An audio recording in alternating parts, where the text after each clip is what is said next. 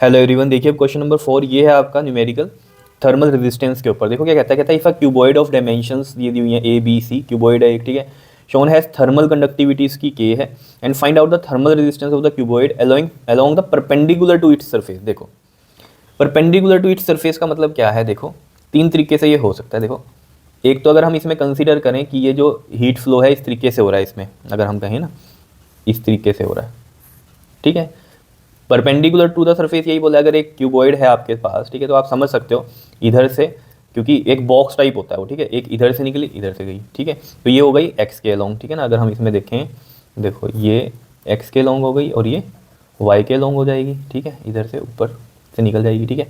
और एक होगी जेड की कैसी होगी, ये सामने, ये बॉक्स जैसे आपके रखा है सामने, ठीक है ना, तो सामने से निकले वो, ठीक है, तो वो सामने वाली होगी हमारी जेड के लिए। तो देखो बहुत ही सिंपल है। थर्मल रेजिस्टेंस हमने लिखा था किससे, आर एच से, कई जगह आर टी से भी लिखते हैं। तो इसका फॉर्मूला क्या था बताओ, आर एच का बताओ जल्दी से क्या था। अगर आपको याद हो इसका फॉर्मूला था हमारे डेल्टा टी बाई एच, ठीक है। लेकिन एक और फॉर्मूला है अगर आपको याद हो, क्या था वो जल्दी से बताओ क्या था, एल बाई ए और यहाँ के। अब ये कैसे याद रख सकते हो आप, देखो यहाँ पर हमें पता है के दिया हुआ है उसने और डायमेंशंस दी हुई है, तो मतलब लेंथ और एरिया की कहानी होगी, ठीक है। तो ये वाला फॉर्मूला यहाँ लगेगा, ठीक है। नहीं याद रहता है तो देखो नॉर्मल फॉर्मूला रेजिस्टेंस का तो आपको पता ही है, करंट वाला क्या होता है, रो एल बाई ए। मैंने आपको बोला ही था यहाँ रो को किससे रिप्लेस करते हैं, 1/k से, या के को कह दो 1/रो से रिप्लेस करते हैं। तो अगर हमें ये फॉर्मूला याद है तो रो को याद रखना है, 1/k से रिप्लेस करना है, तो ये थर्मल रेजिस्टेंस का फॉर्मूला होता है। तो सिंपल देखो, अब अगर हमने कहा कि इसके अलोंग है ये, ठीक है, अलोंग अगर एक्स डायरेक्शन जो है हीट फ्लो है, यानी कि मैं बोल सकता हूँ हीट करंट, ठीक है, यानी कि Q/T rate of flow of इस डायरेक्शन में है, ठीक है। तो अगर इस डायरेक्शन में है एक्स के लॉन्ग, तो देखो जरा एल क्या होगा इस केस में, इधर से इधर जा रही है तो लेंथ होगी ये क्या है, ए है, तो ए लेंथ हो गई, के तो के ही रहेगा। एरिया, अब देखो जरा इधर से गया तो ये वाला जो सरफेस है इसका एरिया, इसका अगर एरिया देखोगे तो ये क्या है हमारे पास, ये सी है, और ये वाली कहानी क्या है, ये बी है।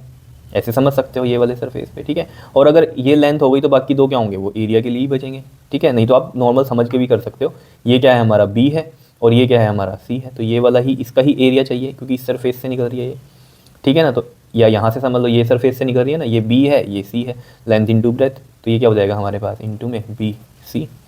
सिंपल कर सकते हो ना इसको। ऐसे ही हम अगर बात करें आर एच वाई के लॉन्ग, वाई के लॉन्ग कैसे होगा, ये यहाँ से निकले अगर इस तरीके से हम कहें, ठीक है ना। तो अगर इस तरीके से है तो लेंथ क्या हो गई इसकी, ये वाली, ये लेंथ क्या है, सी है, तो सी लेंथ हो गई, के तो के ही रहेगा। अब अगर ये ऐसे निकल रहा है तो इस सरफेस से निकल रहा है ना, तो ये क्या है हमारे पास, ए है, और ये क्या है हमारे पास, बी है, तो ये ए बी क्या हो गया, इसका एरिया हो गया। आ रही है बात समझ में। ऐसे ही थर्मल रेजिस्टेंस अगर हम जेड के लॉन्ग करें तो जेड के लॉन्ग कैसे होगा, जैसे ये मान लो ये आपके सामने वाला सरफेस है, इसमें से ऐसे निकल रही है, ठीक है, पीछे से निकल रही है, यही होंगे परपेंडिकुलर सरफेस तो बनेंगे जो इसके, ठीक है ना। तो इसमें अगर हम देखें तो ये ऐसे जा रहा है, तो इसमें लेंथ सामने से ऐसे पीछे की तरफ निकल रहा है, तो लेंथ क्या हो गई इसकी, बी, तो लेंथ हो गई बी, के तो के ही है, ठीक है, मटेरियल क्योंकि सेम ही है। और अगर ये ऐसे जा रहा है तो मतलब कौन से सरफेस से निकल रही है, सामने वाले से निकल रही है, तो इसका क्या होगा जल्दी से बताओ, एरिया। ये हो गई इसकी ए, एक डायमेंशन ये हो गई, और एक ये सी, तो ए इंटू सी, तो ए सी। तो ऐसे आप ध्यान में इसको रख सकते हो, इंपॉर्टेंट क्वेश्चन है, आता है पेपर में, ठीक है। तो ये देखने में लगता है ईजी है, लेकिन अगर ना किया हो तो फिर मुश्किल बन जाता है ये क्वेश्चन। लेकिन अगर किया हुआ है, अब आपको समझ में आ गया, तो आपके लिए अब ईजी रहेगा। क्योंकि अचानक से कोई क्वेश्चन ऐसा आ जाए जो आपको पता ही नहीं है कैसे करना है, तो वो मुश्किल ही होगा ना, चाहे वो हो आसान ही, लेकिन जब आपको पता ही नहीं है करना कैसे, तो वो फिर क्या मुश्किल ही है, ठीक है। तो इस तरीके के क्वेश्चन आते हैं पेपर में, तो ये इंपॉर्टेंट है। क्लियर है, कर लोगे इसको। तो नेक्स्ट वीडियो में हम नेक्स्ट क्वेश्चन करते हैं थोड़े से और इसके थर्मल रेजिस्टेंस की, वो भी अच्छे क्वेश्चन है, ठीक है। ओके जी, थैंक यू।